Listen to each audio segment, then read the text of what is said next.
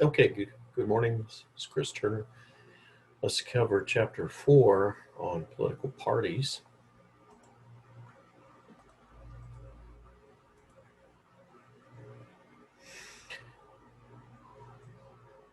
Today we're going to go over the role of political parties in Texas.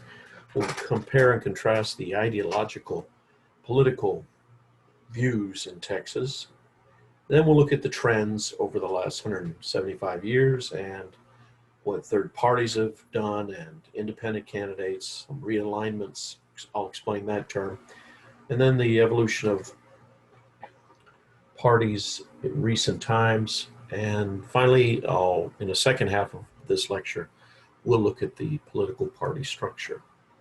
Okay, so let's go ahead and get started.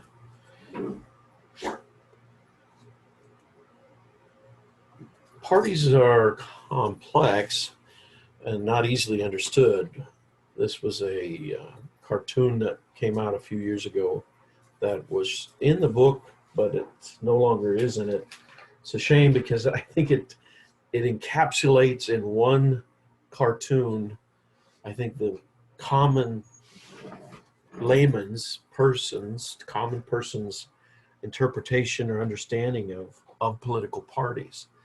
It's a confused and oftentimes difficult process to understand, but that's why you took Texas government, so that you can understand how the system works, from the primary system to choosing delegates to nominating candidates and so on. So I'll try to clear it up, although it is confusing. And it changes sometimes from election to election, the system of picking a candidate.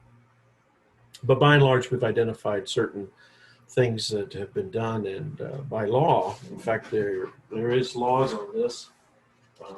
I don't have the election laws here, but there are election laws that cover this, that the state legislature passes, that parties have to comply with, because parties are not government. They're not government. Let me say that again. The political party is not government. What? No, it functions within government, alongside government. So we'll go into that in more detail. Well, what is a political party? Well, a political party is you, is me, it's people. It's not dogs, it's not cats, it's not buildings. Political parties are people. Are people with views on politics. They have what are called ideologies, or what they think the government should be doing, how it should operate. So they're interested in expressing those views, usually nonviolently, and they express those views by gaining control of the government. Now, how do you gain control of the government in a republic, in a representative democracy? That's right, you vote.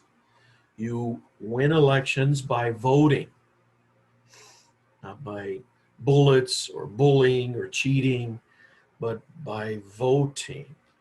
Hopefully we'll see that played out in the next few months. But the party that's their goal. So to win elections, what they're interested in is recruiting, finding, getting candidates, supporting those candidates. Now, sometimes the candidate will come to the party, they'll file the papers on their own, and then the party kind of is pulled in, or the party heads, or the party machine, if you will. But the party is concerned with the recruitment, the process of nominating, and then the election of those individuals, those nominees, those citizens, to governmental office, where the power lies, the ability to influence the behaviors of other individuals. Because it is about power. Don't kid yourself. The Democrats want power. They've been out of power for 4 years and they can't stand it. The Republicans want power. They wish to hold on to that power in the Senate and the presidency, for instance. The Democrats have power in the House. They'd like to expand their power by electing more representatives to the Congress and senators to the Senate and replacing Trump with Biden. Which brings us to the fact that we do have a two-party system in our nation. We do not have a proportional representation. So it's winner take all, and the laws say that it's winner take all. Whoever wins a plurality of votes in the general election becomes the nominee. We don't split it three ways between representatives who took a third of the vote. It's winner take all, and this has kept this two-party system going, and it seems to work out for our country. Some countries have multiple parties, 20 parties, like Britain, and they have 20 people, well, more than 20 people, but they might have 10% of one party, 2% of one party, 5% of one party, 30% of another party. And those are proportional representation nations. They do their thing a little differently here. In our country, we don't have a multi-party system. We don't allocate seats on percentages of the votes received. If you receive 12% of the vote in a district or in a state, you're not going to become a senator. You're not going to become a state representative. You've got to win the most votes, and then you become, and you can defeat four other candidates in the general election of four different parties, but you become the nominee, or you become the office holder after you take office, of course, after you're sworn in. Okay. So, political parties, as I've said, are complex. We're going to get into the structure of parties in the latter half of the chapter in another video. But just as a preview, these are the components of a political party. And these are applicable nationwide to all the states, the territories of our country. But basically, the bottom line is you're the party, I'm the party, we're the citizens in the electorate, and we are eligible to vote. Now, some of you who don't vote, you still identify with the Democrat Party. You said so in your introductions, most of you. Now, there are some of you who identify with the Republican Party. Some of you are socialists, libertarians, transhumanists. You'll see that also in your eyesight with when you do take that test. Make sure you do that this week. And you'll identify with socialism or peace and freedom, those kinds of things.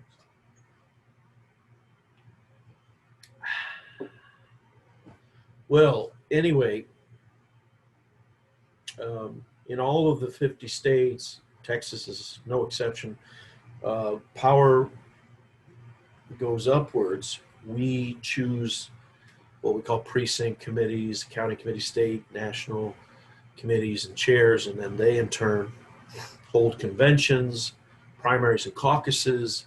These choose our nominees, and then they, once they're picked by the voters, then they're chosen to be presidents and congressmen and senators and governors and state legislators and councilmen and commissioners. So it's all working together to form our political system. Now, what we're going to do next is we're going to compare and contrast the different political ideologies, the different political views. And we're going to focus on the main ones, the three main ones in our society. They are conservatism, liberalism, and libertarianism.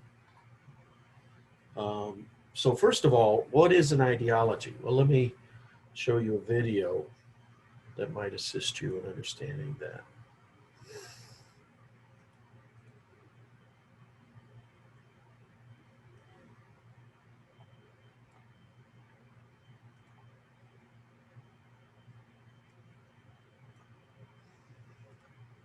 One of the staple arguments of American liberals, from Presidents Woodrow Wilson to Bill Clinton, from education reformer John Dewey to New York Times columnist Tom Friedman, is that they don't believe in labels. Liberals are pragmatists and realists and empiricists. They only care about what works. Conservatives, meanwhile, are ideologues or extremists or dogmatists or just plain lunatics who are blinded by ideology. Here's what President Barack Obama said on the subject. What is required is a new Declaration of Independence, not just in our nation, but in our own lives, from ideology and small thinking, prejudice and bigotry. Did you catch that? If you have an ideology, you belong amongst the bigots and the mentally confused. Once you start paying attention, you'll hear variations on this claim all over the place. In truth, it is a very old technique, pioneered by none other than Napoleon Bonaparte, who sought to demonize his critics as mesmerized theorists enthralled to an ideology while he put the needs of the nation above all considerations. Marx picked up the technique, arguing that only the people who agreed with him were free of mind-warping ideology.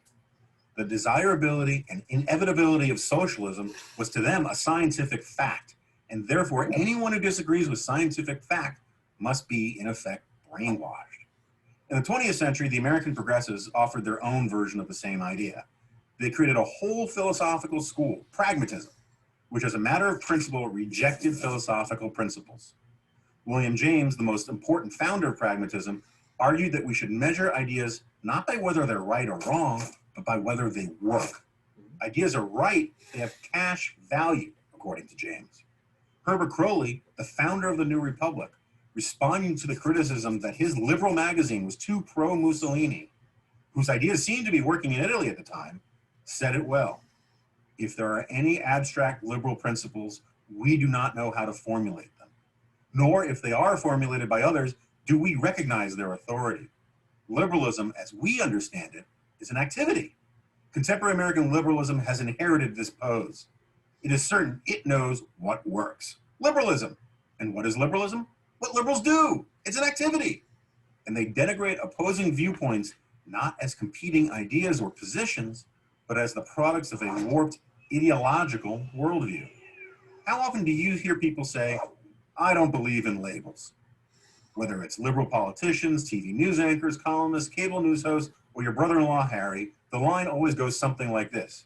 Why can't we move beyond these partisan labels? Why can't we get beyond this philosophical divide and get to the hard work of dealing with the problems facing the American people? Warning. People only say these things when they want you to shut up and get with their program.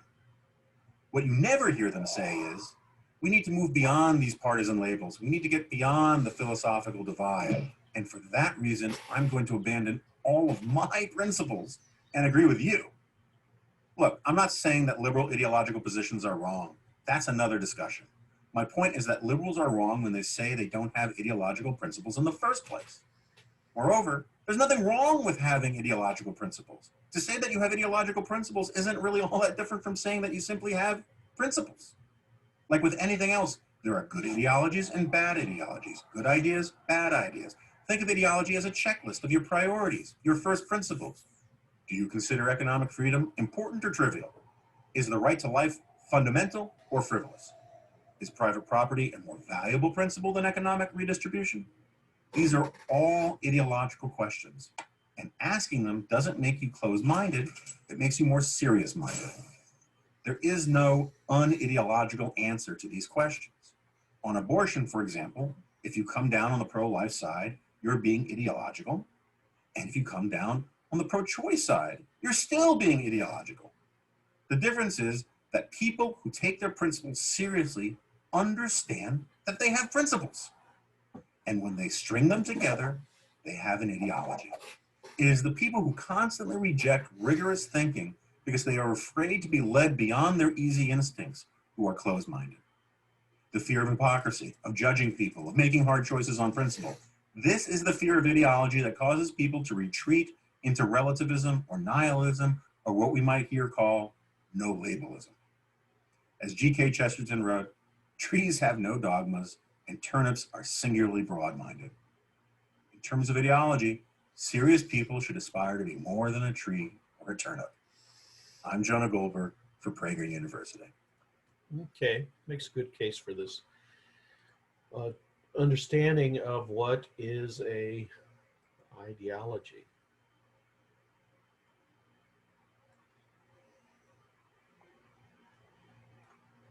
It clears up the misunderstanding of what an ideology is. And there are great, there is a great discussion about ideologies in your book. I know it's short, but it's pretty good. Um, in Texas, the terms liberal and conservative have meant more than the actual names of the political parties, I think. Republicans are more conservative, Democrats are more liberal. Sometimes they're referred to as left and right. And that can be traced back to the French Revolution. And the guy mentioned that Napoleon Bonaparte, the French dictator, general, then dictator, politician himself, um, he recognized that this split between left and right, those who sat uh, to the left of the monarch represented one side, those who sat to the right side of the president in the French National Assembly, and there were supporters of the Republic sat to his left. And so this term, he felt, he kind of twisted it around to where, no, you shouldn't have those. We should just advance the interests of the nation. You shouldn't have right principles or left principles.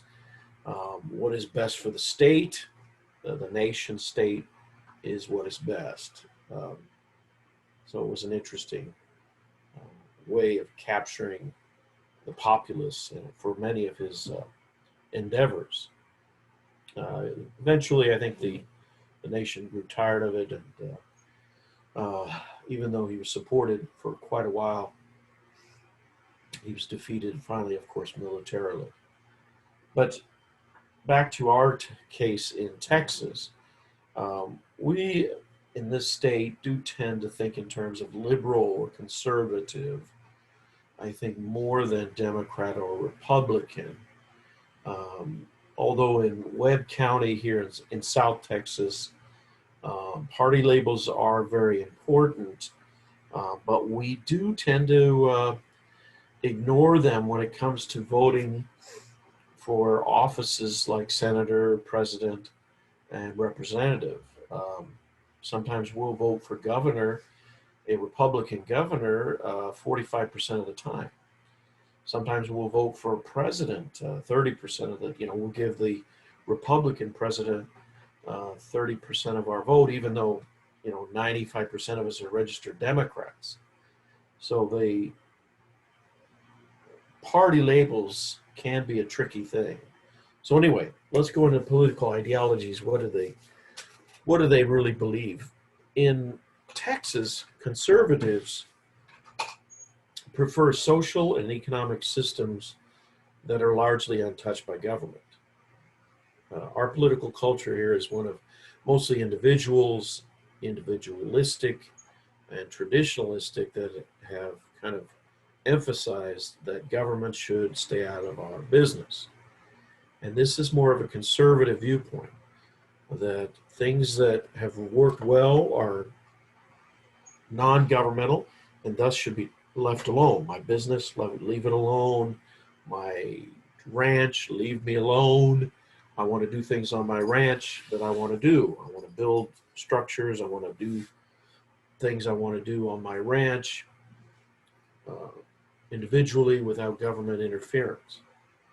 So conservatives tend to oppose government interference, and as well as government programs to assist individuals are a waste of taxpayer money. They're taking food out of my mouth and giving it to somebody else. They're taking resources out of my back pocket, giving it to somebody else who doesn't deserve it. So there is an attitude, a belief. There is some people would say, judgmental. And that's why people like yourselves who are young, and you don't know what your ideology is quite yet, you don't want to be judgmental, and you don't want to have a strong opinion, and you're afraid of what others might think of you. And so most of you will fall in the liberal side of the spectrum. But for as you get older, you'll see that more and more Texans become more conservative. In fact, many of you that will go on to get more educated, you'll become actually more conservative, believe it or not. Now, there's differences between fiscal conservatives who emphasize low taxes, less regulation, and social conservatives who raise the issues of the two-parent household, male and female, abortion, they're pro-life. These would be social conservatives. Now, the Bush type of neocon, they're the kinds that believe in the getting involved in Iraq, Afghanistan, Syria, these places, and just project military and diplomatic power abroad. A lot of the neocons were disappointed in the election of Trump. He's not a neocon. He's not really at all. In fact, many of the Bush neocons have gone over to Biden because they support in diplomatic and military interventions in other countries.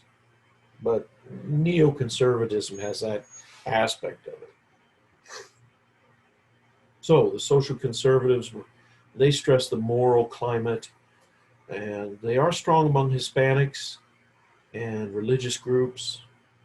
And economic fiscal conservatives, they're more moderate on social issues, and they favor tax cuts, reduced government spending, and they're supported by those groups.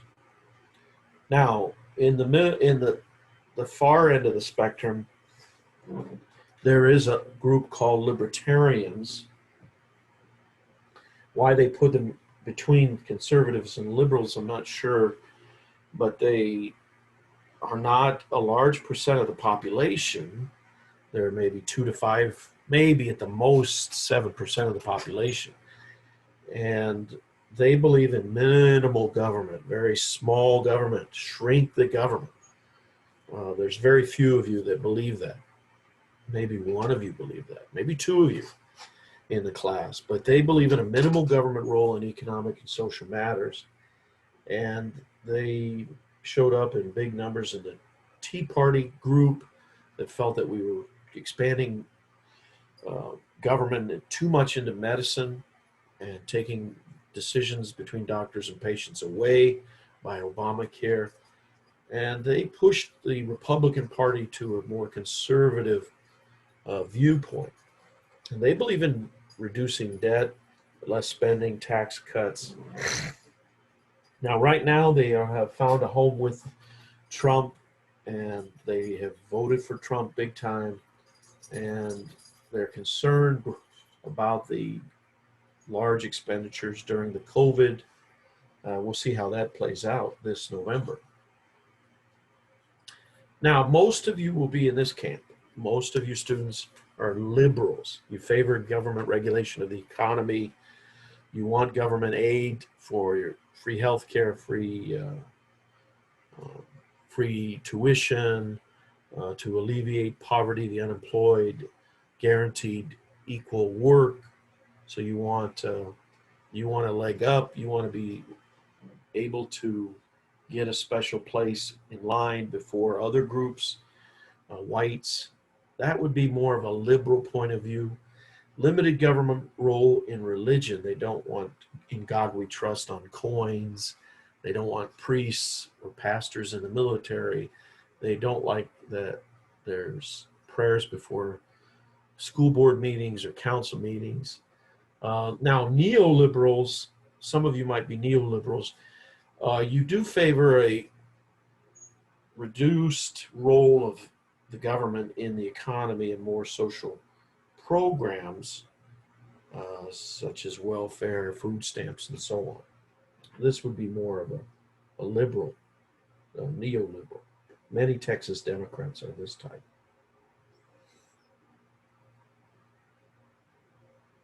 So, how do social conservatives and fiscal conservatives differ? let's do a learning check. Remember, fiscal conservatives believe we should reduce the debt, reduce spending, tax cuts, that kind of thing.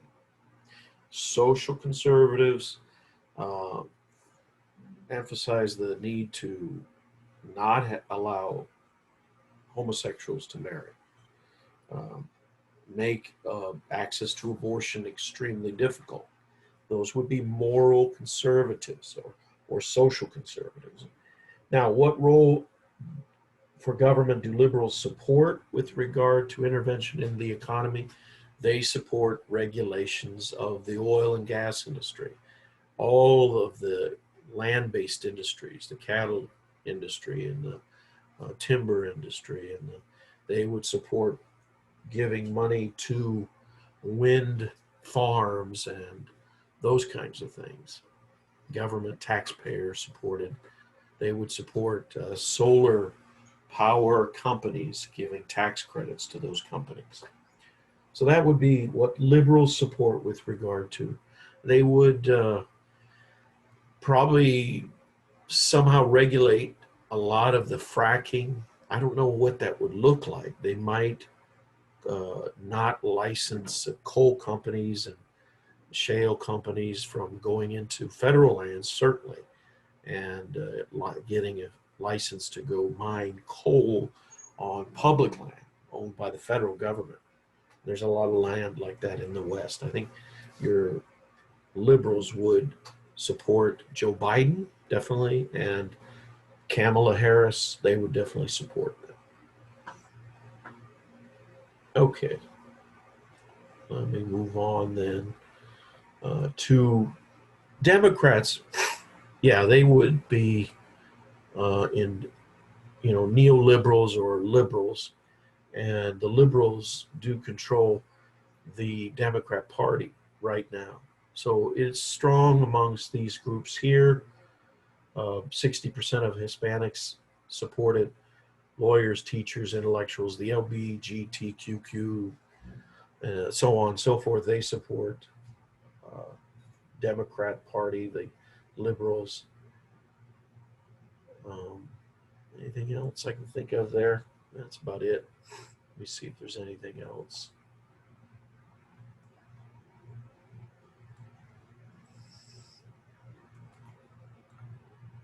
No, I don't think so.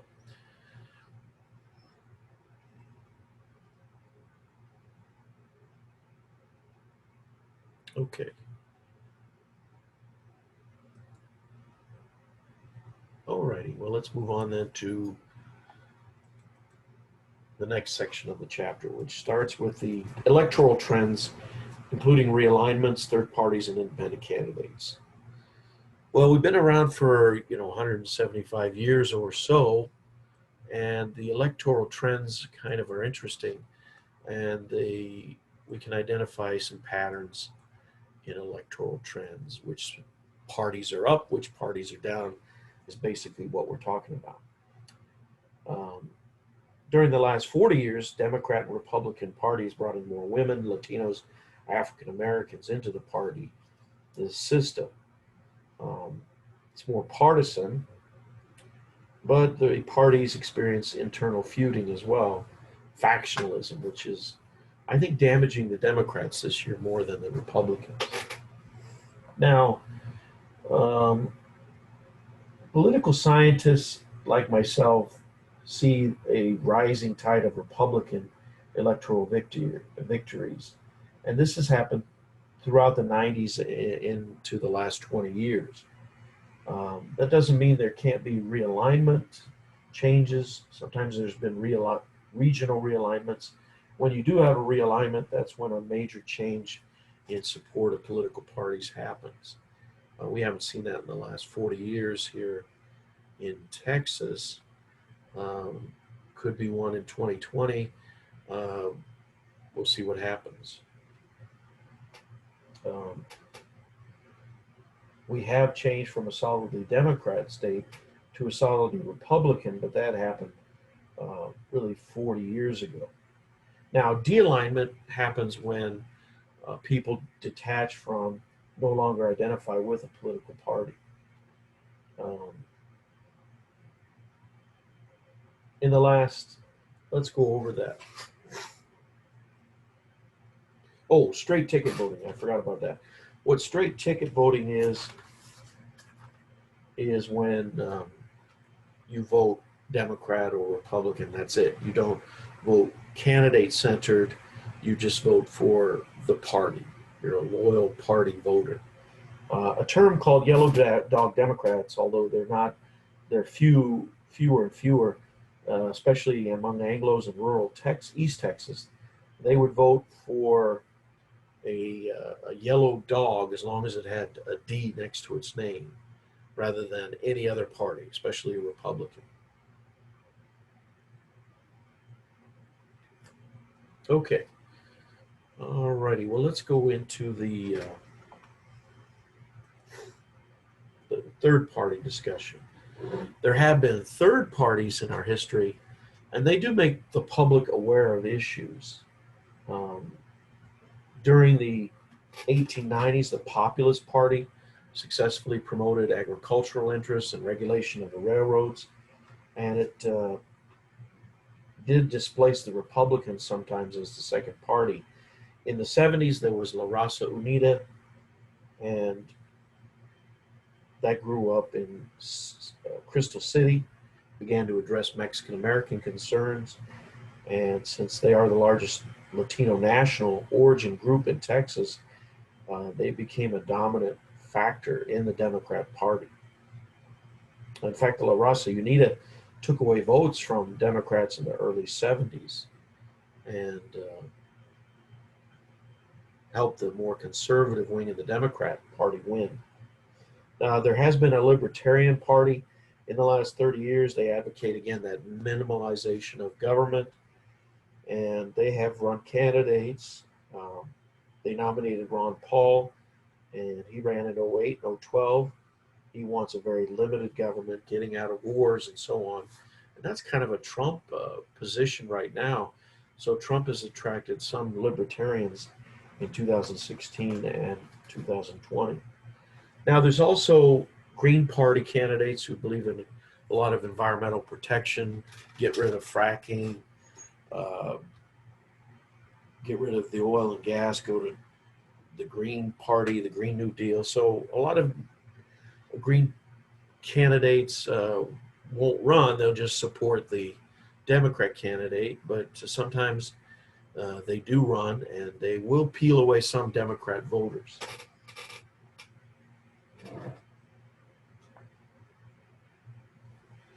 Then we have the independents. Independents have no party affiliation, and you have to raise a lot of money, and the Texas Election Code requires you to gather signatures on a petition. They can't be people that voted in the Republican or Democrat primary in March, and that's a difficult thing to get. You have to get 50,000 signatures from registered voters.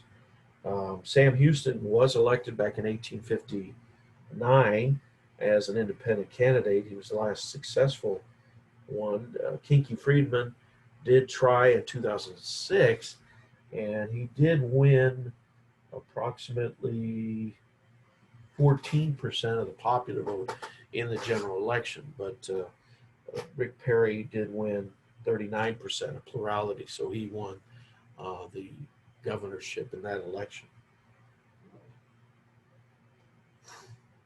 Now, third party issues, as I mentioned, it's difficult for them. They got to get all them signatures.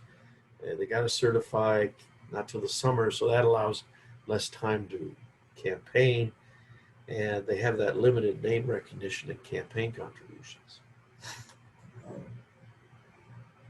Okay, so let's go over the evolution of the major political parties, talk about the origins.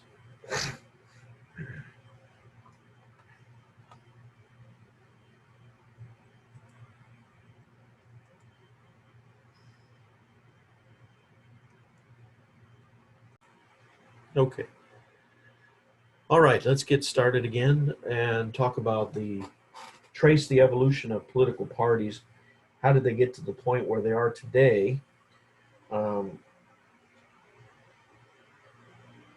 Now, from the time they developed in Texas through the 1960s, we were dominated by one political party, the Democrat Party. And in the late 70s and early 80s, Texas moved to become a two-party system. And since the 90s, and specifically in 2002, we'd become a one-party state again. The Republican Party has dominated in your lifetime. So let's take a look at the beginning. Let's begin with the 1840s and 70s. During that time, the 1840s, the party was mainly pro and anti-Houston factions.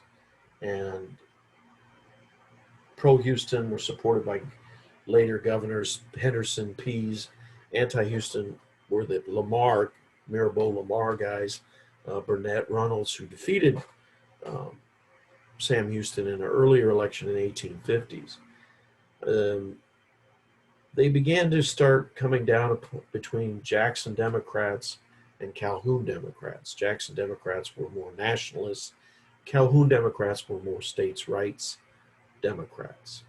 Calhoun Democrats were supported by the anti-Houston faction within Texas, and the Jackson Democrats were more of the pro-Houston factions.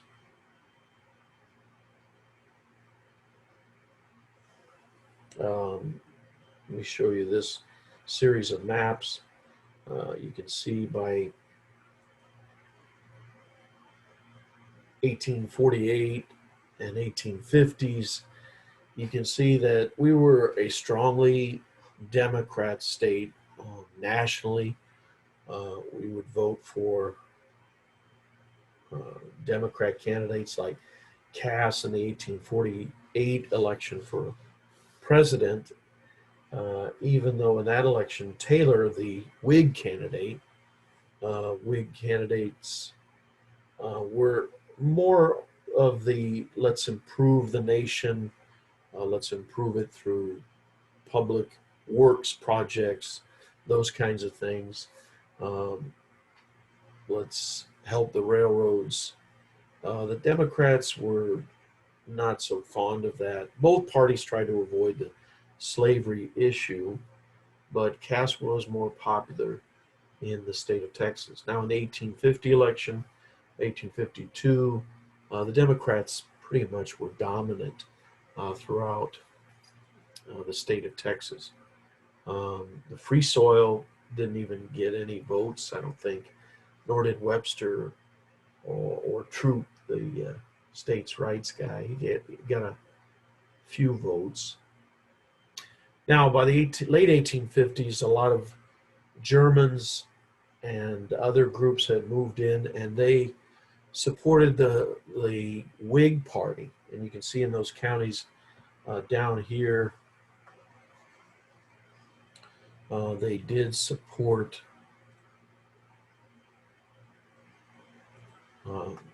down in this area, this German hill country.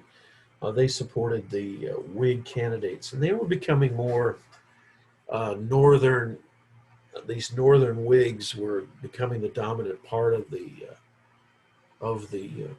Whig Party, and they didn't want the expansion of slavery, and they wanted more expansion of the public works projects, and so that's the candidate they would support. Now the Buchanan Democrats were more pro-Southern, more states' rights, and you can see where they dominated here in South Texas, up here in this area, and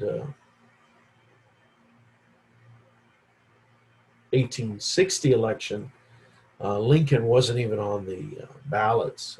You can see Lincoln didn't get any votes from Texas. He just didn't make it. The structure was designed to prevent that from happening. Intimidation helped.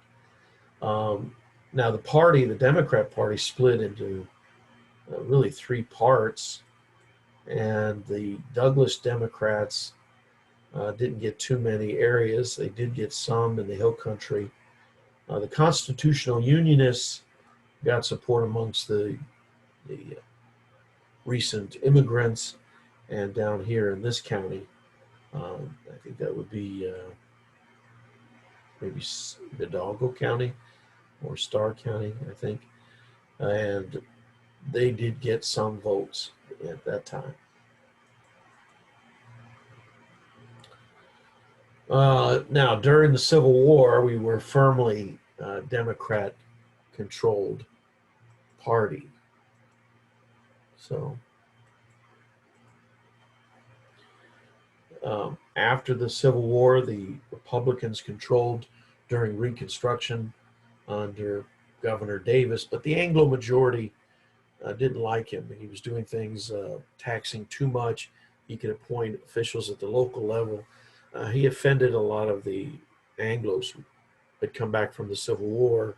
Many of them couldn't vote initially, and he was kicked out by 1871, 1872.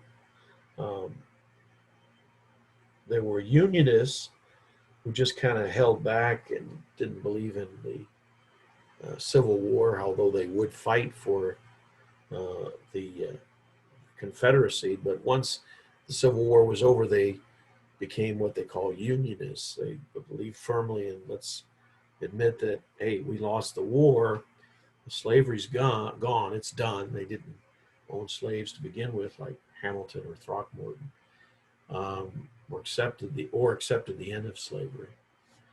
So they declared themselves to be Unionists. Okay. So in the 1870s, we see that the Democrats gained a lot of strength. They were enfranchised again. They began to vote in greater numbers. The Republicans were weak. We can see that in this map here.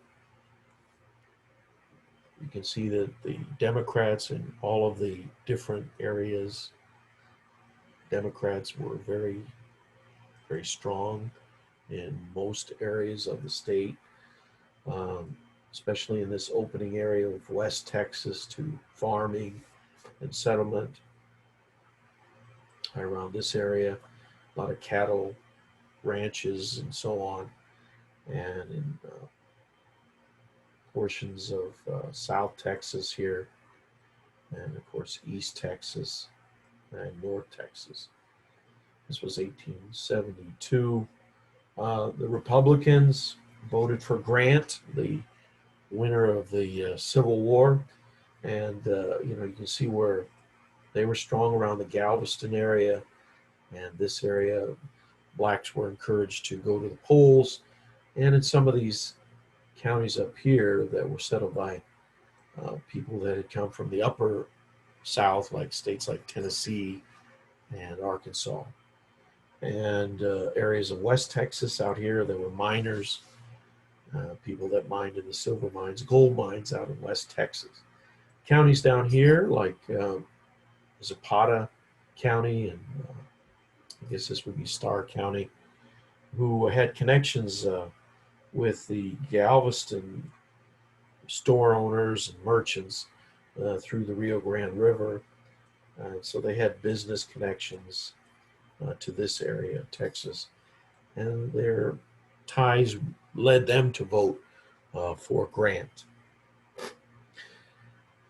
However, by the later 1860s, a lot of people had adopted the attitude of, we have only 2 or 3 laws in Texas, such as against murder before witnesses, stealing horses, and voting the Republican ticket. And so you can see a strong Democrat up here in central North Texas and East Texas and middle South Texas. Although in Galveston areas and around Galveston, you still had strong support amongst the African Americans and Anglos for the Republican Party, for Ulysses. Oh, no, I'm sorry. That would be Hayes, the Republican candidate during that election. All right. Well, in the following election, of 18. Let's move on then to the 1880s. Like I said, the populists started to gain, the third parties started to gain adherents, like the Greenbacks and the Prohibition Party. Um, Populist Party got a lot of support. The Republicans became weak, and the Democrats started to gain votes. Let's see, Hancock, pictured here, won the vote for Texas, although the Republican candidate during that election nationwide won the Electoral College. Um, Hancock won Texas. Weaver, though pictured here, did pick up a lot of votes, and he was more of a pro-farmer, pro-regulate the railroads candidate, and that was appealing to the uh, Texans at the time. By 1884, the populists had lost favor. They went to the Democrats because the Democrats had taken a lot of these issues under candidates like Cleveland, and in the state, like governors like Hogg and so on, supported regulating the railroads, and that appealed to the farmers. So many of the populists went over to the Democrats and would support national candidates like Cleveland. Although there were some farmers who supported issues like printing money, easy credit, prohibition, like John St. John, who was supported by some in basically the Republicans and Democrats who moved over to that third party. And then there was always the support for the Republican Party, mainly amongst the Galveston area, believe it or not. This was a hotbed of support, and also in the Hill Country. There also remained some support for the Republican candidates.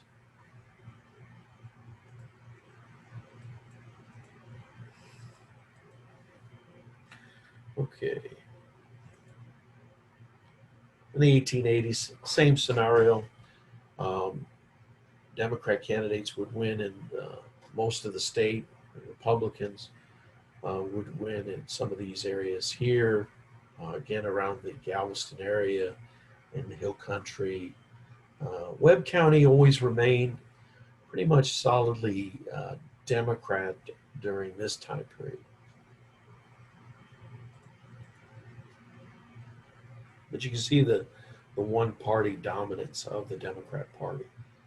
Now, in the 1896 1900 election, you had a guy that was enormously popular amongst voters, and McKinley at the top there pictured did win a lot of votes in Texas, but Bryan, pictured there at the bottom, would win the popular votes in Texas. Although Bryan would lose the national election and McKinley would become president, um, even sections like Webb County would become uh, a hotbed of Republican Party national wise. We would vote for McKinley. Uh, his campaign appealed to a lot of Texans.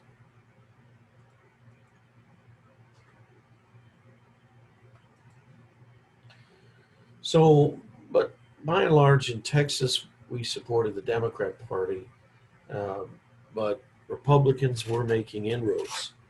And by the 60s and 70s, an emerging two party system developed. Um, Let me show you a video from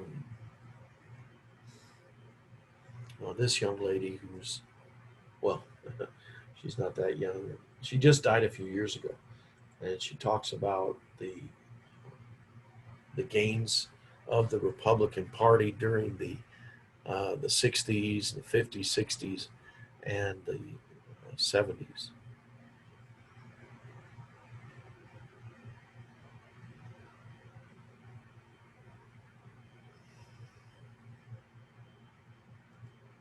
She's going to discuss it here in a moment. Here we go.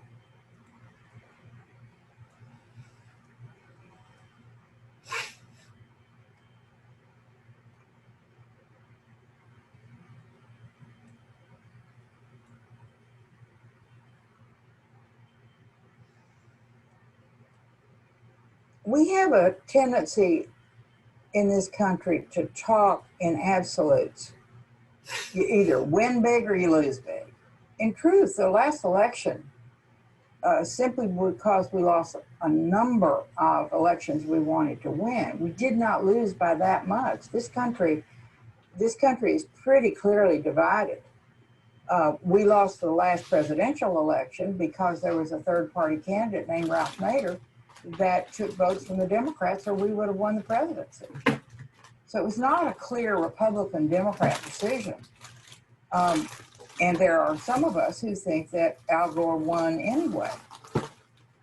But the Democratic Party did not seem to have a voice. It didn't seem to be able to enunciate who it was. You had a bunch of candidates who were running around with a mushy message, and the American people don't care for mush. The President Bush did a very good job of staying focused on an issue that the polling had showed that no one cared anything about, and that was Homeland Security. And when you think about it, it was a very interesting mix. He said, I am going to take you into war and I'm going to make you safer. And the American people bought that. But no Democrat enunciated it the way I have. No Democrat went after Bush because somehow they were intimidated by the fact that he had a high popularity rating. The Democrats had to take him on. They had to take him on in unison, and they had to take him on hard. And they, some reason, were unwilling to do that. And as long as they continue to do that, they will continue to lose. Now, in Texas, you have to understand that Texas has always been a very conservative voting state. We had a single party system. The Republicans were in the Democratic Party because there was only one party. Some of the liberal Democrats, of which I was one, did everything in the world that we could to help the Republican Party grow in Texas, because we thought there should be a two-party system and that there should be the conflict between the two to enunciate the issues. So we succeeded, and we succeeded very well. We wanted them out of the Democratic Party, and they got out in spades. Plus the fact that the state of Texas now is made up of an awful lot of people who aren't Texan, who came here from California or New York or Massachusetts or the Rust Belt for the opportunities that exist here, and they brought their Republican leanings with them. So can the Democrats win again in Texas? Absolutely. What is it going to take for them to win? It's going to take a serious vision, and it's going to take serious money to be able to do it. And it's going to have to produce candidates in which the public has a solid dedication and belief. Now, why did I win? I mean, I was obviously, everyone says I was an anomaly. No one expected me to win. Well, of course they didn't. I mean, I think when I got in the race, they showed me a column of figures that I thought said might be willing to vote for me. I think it was like 56%.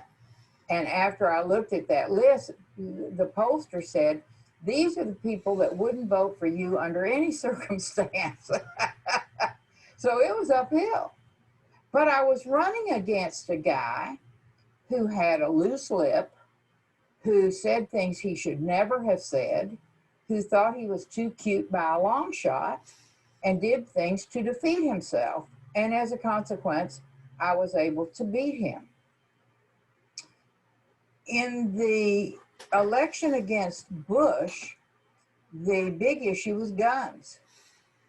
I lost votes among Democratic stalwarts because I did not believe that there should be a law in Texas that allowed you to carry guns in your pocket. And George Bush drove that issue and drove it very well. I also made a lot of mistakes. I didn't run a very good campaign. I thought it mattered what I had done, But in reality, in races, it's more important to talk about what you're going to do, not what you've done.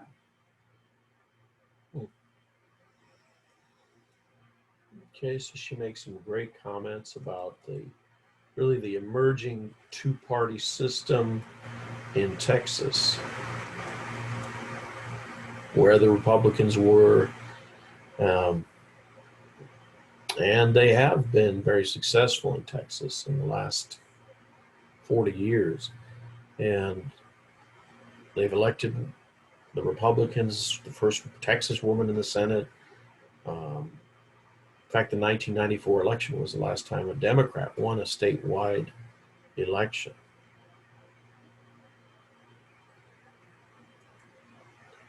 So now we have a dominance of the Republican Party. Conservative Anglo-Democrats, they've moved to the Republican Party. As she mentioned, Bush narrowly defeated Gore for the presidency in 2000, in part because of that mushy message. And I think that's going to harm the Democrats this year nationally, because Biden and Kamala won't take questions, and their message is what? What do they stand for? I'm not sure. No fracking. They are going to continue fracking, allow it, not allow it. Is that going to be effective in Texas? I don't know. I don't think so. Now, the GOP, they've swept all the races since 2002, and they've gained control of the House and Senate in Texas. Obama did not win in Texas, didn't win our electoral votes in 08 or 12. He won the presidency, but he did not win the popular vote or our electoral votes. And in 2014, the Republican Party has kept all three branches of the state government in Texas. Here's a view of some maps showing you that trend. Here's 06, when the lieutenant governor, David Dewhurst, was elected by a 58 to 37% vote, and the attorney general by 59 to 37 over the Democrat, and the comptroller, that's like our state secretary of treasury in the national government. But you can see that the elections have gone towards the Republicans. The red counties voted Republican overwhelmingly, and the blue Democrat. You can see where the Democrats are strongest. Like it's talked about in chapter 1, the Democrats are strong in South Texas, Southwest Texas, and some of the urban counties like Travis County. That would be Austin area here. Now you're going to see that repeated in the 2010 election for state offices. You can see the lieutenant governor, attorney general, comptroller, again winning in most of the counties. In fact, the comptroller, Susan Combs, won Webb County and all of South Texas. Got 59% of the vote in this state office. So 2016 and beyond, well, let's take a look at that.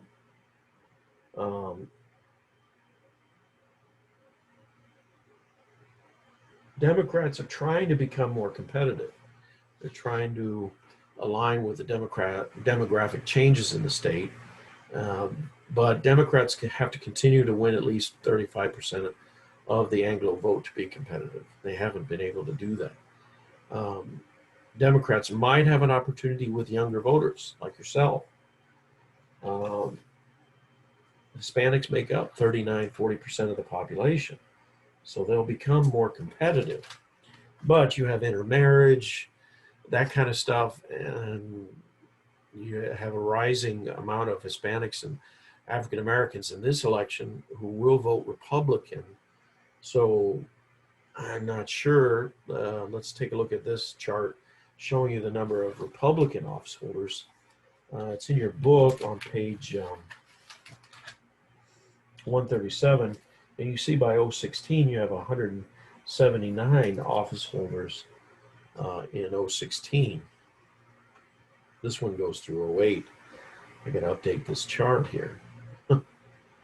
But to go back to that presidential election in 2000, Bush won easily over Gore in Texas, and in '04 won uh, big time by 61 to 38% over John Kerry. And then in '08, '12, you can see that Obama was defeated in Texas by McCain and Romney, except in South Texas. Obama did get a lot of votes in the urban areas like Harris County, which is Houston. Let me show you that real quick here. In these urban areas like Harris County, Travis County, Bexar County, Dallas County, these are the urban areas, the cities like Dallas, Houston, Austin, San Antonio. So these were strong supporters of Obama. And sure enough, in the, let's take a look at the continuation in the '12 Senate election, that continued. You had Austin, San Antonio, Dallas, although Ted Cruz for Senate was able to get more votes in the Houston area.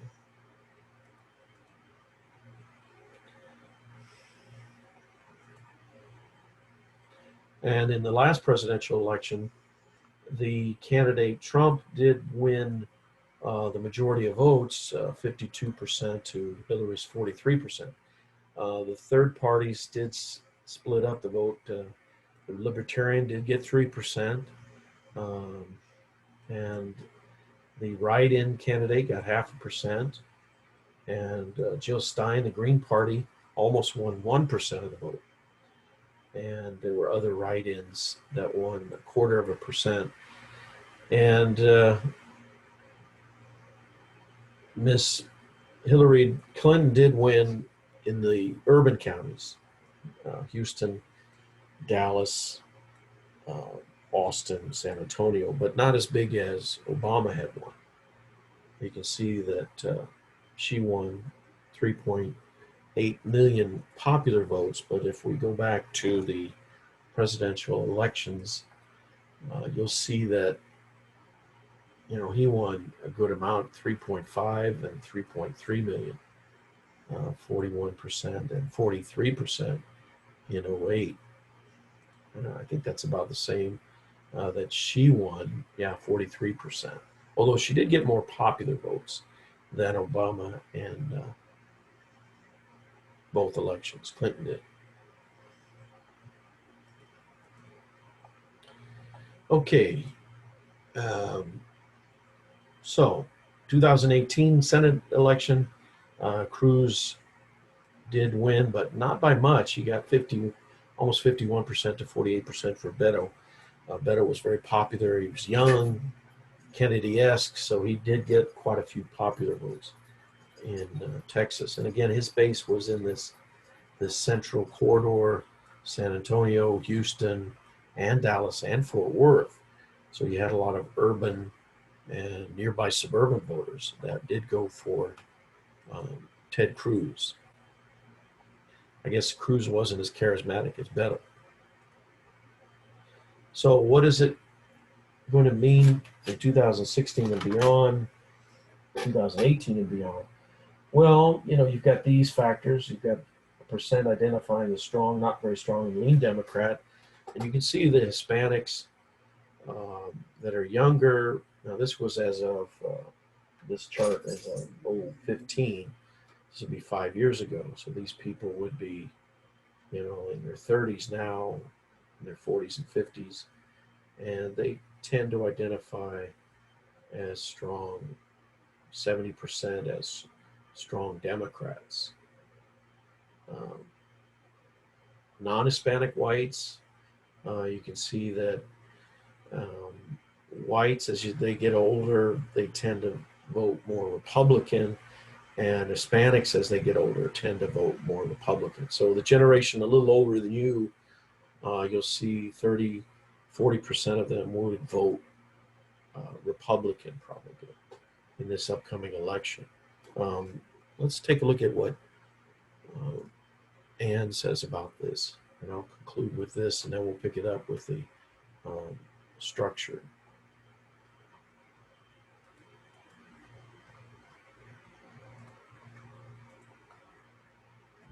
She's going to talk about the nature of the Democrat Party in the future. Now, this was as a um, 03, but I think she discusses it pretty well. Gives you some insight. I know that there has not been a cohesive message from the Democrats in a very long time. But you know, we're an unruly bunch. We're independent thinkers. Most of the rank and file Democrats do not get in line behind a leader and march in lockstep. Now, I know that it seems absurd for me to suggest that perhaps Republicans do that, but let's say they do it an awful lot more than Democrats do. We're all interested in our own specific issues. And so the Democratic umbrella has to be really big, and you have to be able to hold the working class, women, Hispanics, blacks, Asian, because that's the core of the Democratic Party and the Democratic vote, under that umbrella. And it is very difficult to drive a specific issue and have all of those folks sign on at the same time.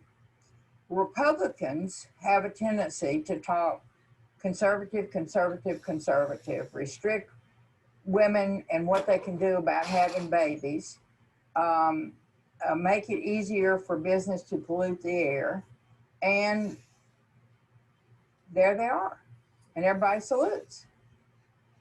It doesn't happen among the Democrats, and I don't expect it to. Bill Clinton was a master at being able to keep everybody in the tent. He is a very good example of how the Democratic Party can win and will come back. Yeah, I just read or heard something that when the Democrat Party nominates a Southerner, they have won.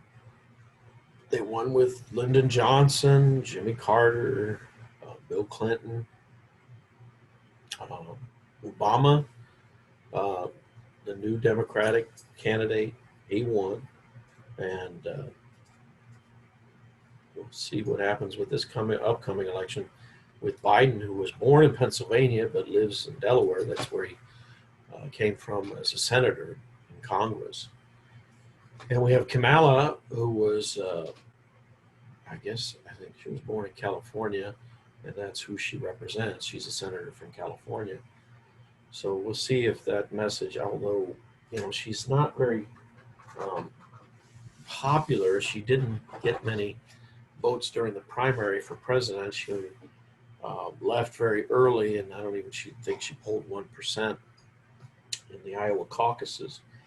So I don't know. I don't know if she excites people. I've been reading things that aren't very flattering from African Americans, don't particularly care for her.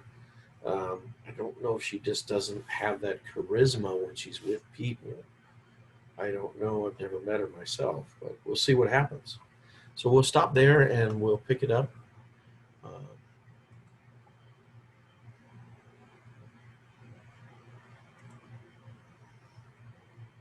With the political party structure.